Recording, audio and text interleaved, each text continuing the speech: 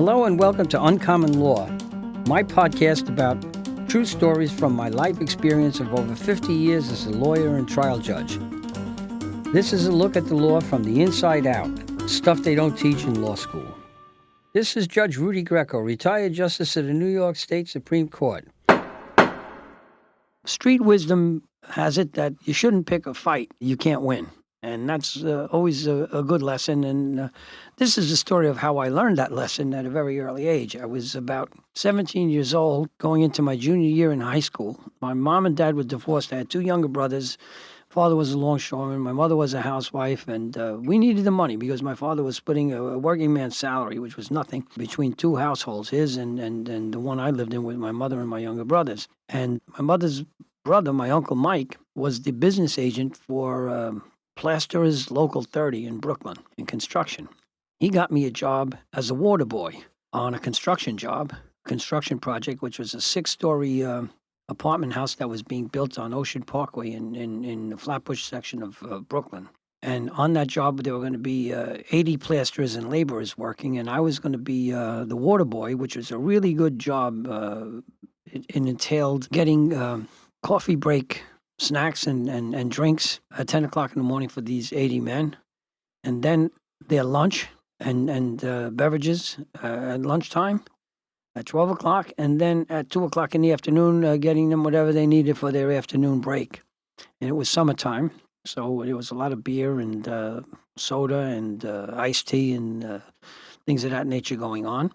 And these are in the days, this is in the early 1960s, this is before drywall. And by the way, making money as a waterboy was a very lucrative proposition because this is times that preceded the use of lunch wagons that would go to isolated construction spots and sell all of those things to the guys on the spot. The job entailed getting to take the orders at 8 o'clock in the morning for the morning break.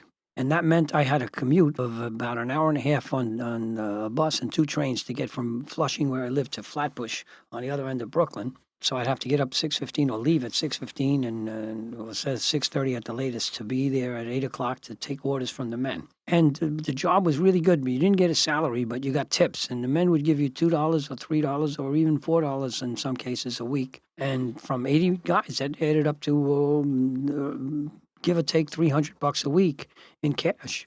And as a teenager in the early 1960s, that was a terrific sum of money. That was really, really good, and it was very helpful for me and my family. So it was a good opportunity.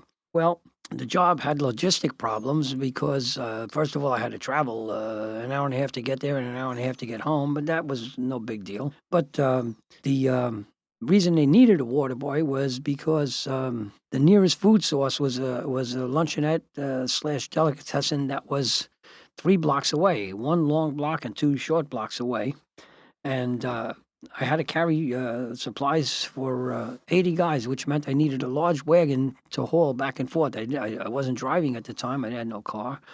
And so I had to load a red wagon, but a large one. And I did that. And well, my first day on the job, I'm taking orders and I'm hustling. I made a system of columns and I would just do check marks. You know, coffee was C, milk was M, sugar was S, et cetera, and I would mark these things off just by doing check marks. And that was a simple, fast way to get the orders and anything else I had to get. And I took the orders and I got down to the delicatessen luncheonette, and I got the order filled, and I came back and I started giving out the morning break material to all the men, and they were located on the job and in different parts of the job. From the basement, plasterers were also located on the 1st, 2nd, 3rd, 4th, and 5th, and 6th floors of this big apartment house with a couple of wings. Well, everything went okay, reasonably well. It was a little shaky there at the beginning, but I got to the top floor. And guys came to pick up their orders, and one guy gets right in my face, and this guy was huge. He was a behemoth. He was twice my size. I was 5'7" on my best day of my life, and 126 pounds. I was fighting as a featherweight, so I knew what my weight was. It was 125, 126 pounds, which was the limit. And this guy was like 250 pounds minimum, and 6'2", 6'3", and pretty pissed off and aggravated, and he's in my face. He says, "Listen, you little prick." He says, "The coffee's not hot." He said, "From now on, you come up here and you bring hot coffee or you don't bring anything, or I'll break your ass. You understand? And as soon as he said break your ass, well, that's fighting words where I come from. And I just turned around sideways, like in a boxing stance. I didn't put my hands up, and I said to him, listen, this is my first day on the job, okay? And you're not giving me a chance to get organized. And if you don't like your coffee, you know what? Don't drink it, don't pay for it, and go fuck yourself. Get your own coffee, okay? Because I'm not bringing it to you at all. You can go get it. And he looked at me, took the coffee, took the Danish that he had ordered, and walked away laughing. He was laughing. He laughed at me, and I'm glad he laughed at me and walked away. I don't know if I wanted to tangle with this guy, but I wasn't taking any nonsense. Well, it turns out he's my best friend on the job. His name was Joe DiCostanzo, and Joe was the president of the Brooklyn Hod Carriers Local. I'll tell you what a hod is, because most people don't know what that is today. In those days, this is the days before they had drywall or plasterboard. Plasterers would put a brown coat, a thick brown coat of plaster on the wall, and then it would be covered by a white finish coat that everybody knows about. But the big work was the brown coat. And what would happen is on the job, outside of the job, at the front of the job, there would be a platform with bags of plaster, 100-pound bags of plaster. And there would be a machine gang. There would be a mixing machine. And these guys would load and take the bags, break them, and load them into the machine and mix the plaster. And then when it was mixed thoroughly, they would put it in a bucket which ran on rails up the side of the building for the entire height of the building. And each floor, the room next to the bucket was called the bucket room. And it would just be a bucket man who would come with a hoe.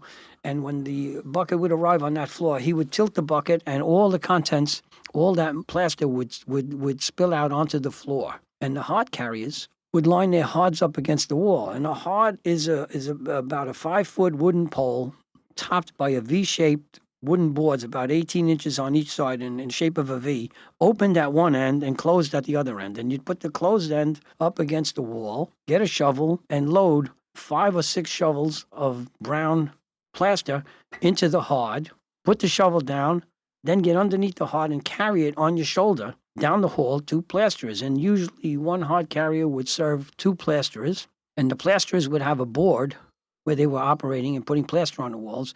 And the board would be a big flat board, maybe 3 feet by 3 feet, 4 feet by 4 feet, and it would be sitting on 2 wooden horses. And you would dump the contents of the hod onto the board, and the plasterers would hold a hawk and trowel. A hawk is a little wooden handle with a flat top on top of it, a flat metal top around 12 inches square, and a trowel in the other hand. And they would load the plaster from the board onto the trowel, and then go near the wall and use the trowel to put the plaster up on the wall, which they would take from the hawk. And you do that all day long. And it was hod carriers, backbreaking work. I did it later on when I was 18 years old. It was the worst job I ever had, because all the weight, and it weighs over 100 pounds, is right on your shoulder, right on your clavicle. And it takes about 3 or 4 months to build up enough callus and resistance so that it doesn't hurt. It was terrible. When I used to go home after carrying the hod, I couldn't even eat. I had to go to bed for 2 hours before I can get up and face having a meal, because my shoulders hurt so much. In any event, hod carriers were rugged guys, and the plasterers who were more skilled, they were also rugged guys. It was hard, backbreaking work, and these guys were tough guys. And the toughest guy on the job, who was respected, very well liked, and feared in some cases, was Joe DiCostanzo, the guy who I had that face down with on my first day on the job. Joe became my best friend on the job, and he was a wonderful guy. One of the tasks of the waterboy would be to run a tab for guys, because they would get paid on Friday, but on Monday morning they'd be broke, and they couldn't pay you. They didn't have any money, and so you had to run a tab and lay out the money for them, and then straighten out on Friday when they got paid. And Joe went around the job, made it his business to tell everybody in the job, all these 79 other guys on that job, you make sure that this kid, I don't want to hear any story about this kid having a hard time or anybody arguing about what's owed or not paying or anything else, or you'll have to deal with me, okay? You take care of this kid, and if you don't, you'll be seeing me, and I'll take care of it. And I never had a problem getting paid from anybody, or even about tips or anything like that. Everything was wonderful. And Joe also went a little extra, and he told me, he says, you get a cardboard box and put it on every floor in the main hallway, in the main stairway of every floor.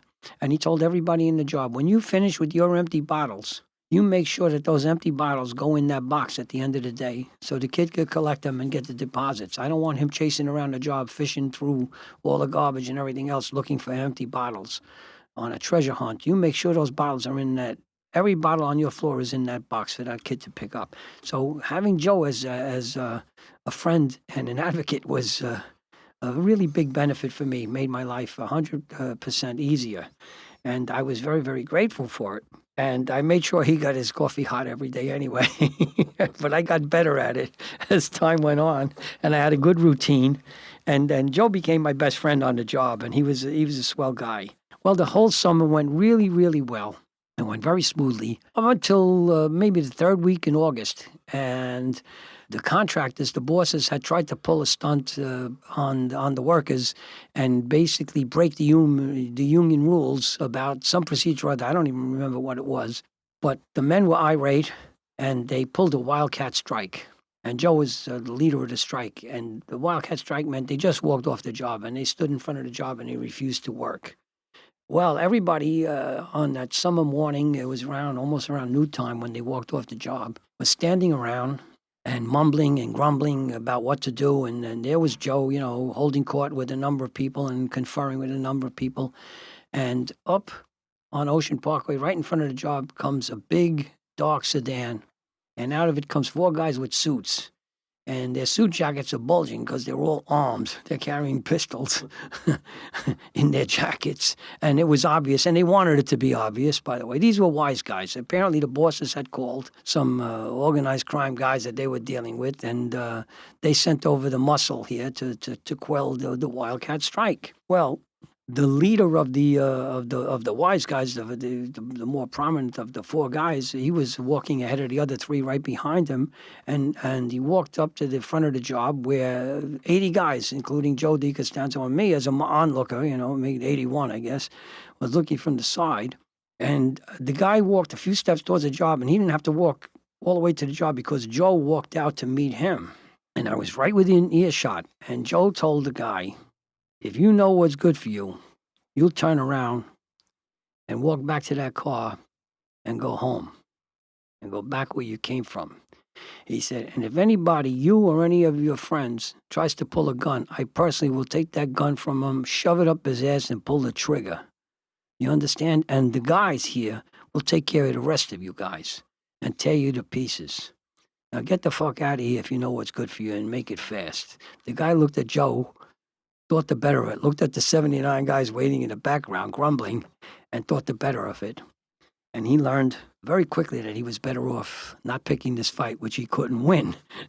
And on going home after that incident, I thought about my first meeting with Joe, and I wasn't going to pick a fight with him. Good thing I wasn't going to pick a fight with him, because if I did, he would have sent me home. In retrospect, he would probably sent me home in 3 parcels via UPS to my mother, and it broke me up. And it was a great lesson to learn. And apparently the wise guys knew that lesson anyway. You don't pick fights you can't win, because they walked away peacefully and calmly while they were in one piece.